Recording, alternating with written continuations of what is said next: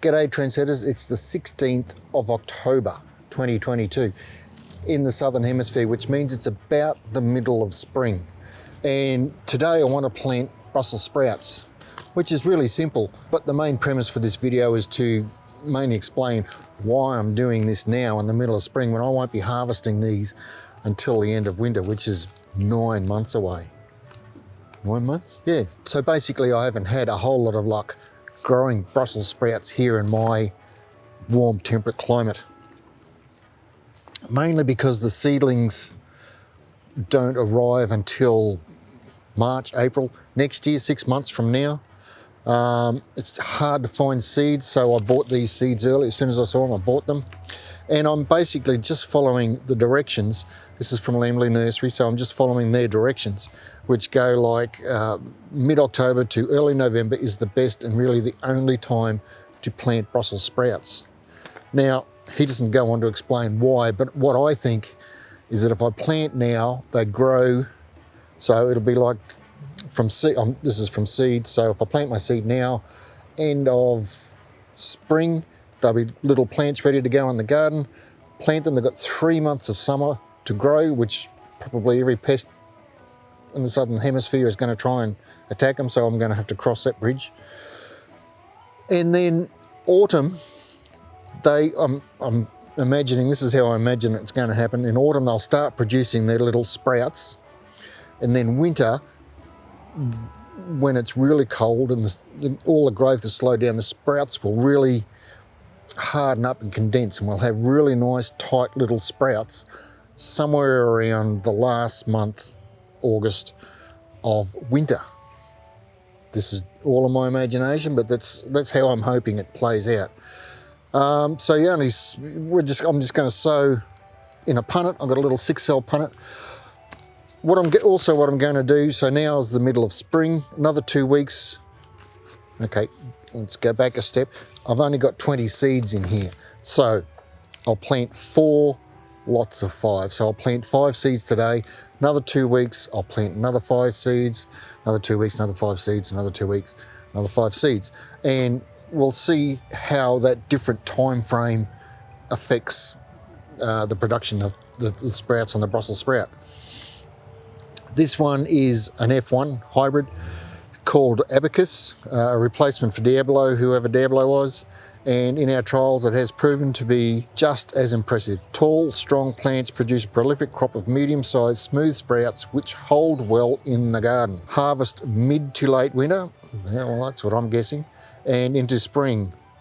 The only thing is, see, our climate's so variable. This guy's just outside of Ballarat in Victoria, in western rural Victoria, and they can get some doozy frosts, cold winters, and their springs don't get all that warm. They still get frost right into probably now down there. Whereas up here, our springs can either be quite okay, as this one has been. It's been quite cool. Today's only 23 or 4 degrees. But then there's been springs where the first week of spring it's been 28, 29 degrees Celsius, that is, for anyone who's wondering. So it's dependent on what climate we get which year. But if it's like this year, then I should be able to harvest in the spring. Sorry, that was a bit of a segue out of there, but anyhow, harvest in the spring. It's important to sow seed in November and plant out in January. Oh, okay, January. What did I say, December? December, January, it's only 4 weeks. Okay, we can work with that. 20 seeds, and they're $6.95. I will leave a link. I'll put a link in the description below, and you can go and read more about the Abacus F1 Brussels. It's got an S. I've never known if it's Brussels sprouts or Brussels sprouts, but he's got the S on the end of the Brussels. Yeah, so I'll put a link below to Lambley Nursery and to that page itself. But if you're interested in growing Brussels sprouts in your warm temperate climate, you could probably do it just about anywhere in Australia except really cold areas. I don't know what you would do there. You could probably plant a bit later, I would imagine.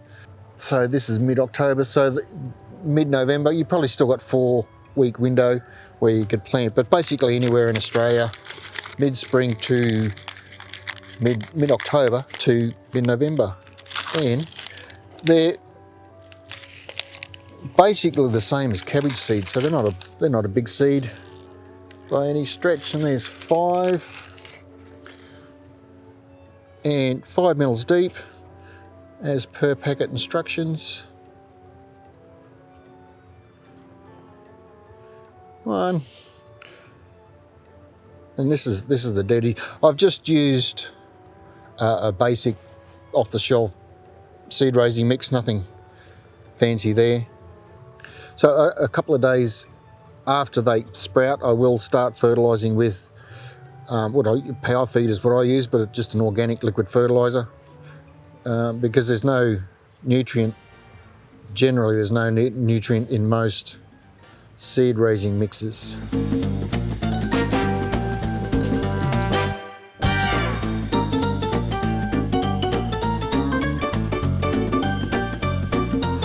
I've just placed the punnet out into a sunny part of the garden. This is my raised garden bed here, and I will cover with this plant protection tome that you can get from Bunnings for a couple of bucks, for $2.95, $3 if you like.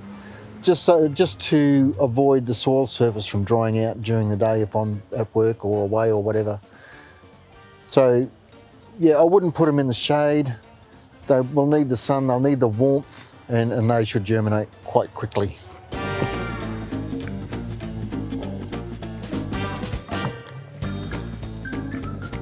I'll keep you updated between now and planting time. They'll probably come out of here and I'll put them into probably a little 4-inch pot, something like that. And then from there they'll go into the ground. I'll keep you updated as we go along. If you've got any questions, I'd love to hear, or suggestions. Questions or suggestions, I'd love to hear from you in the comments below. That'd be great. Like and subscribe as you do on YouTube. If you have already liked and subscribed, fantastic. Thank you very much. And maybe leave me a super thanks, just a suggestion. And I will catch you in the next video. Cheers and bye for now. Who likes Brussels sprouts? I like them roasted in butter, or fried, halved and fried in butter. Whoa, that's good. Okay, cheers.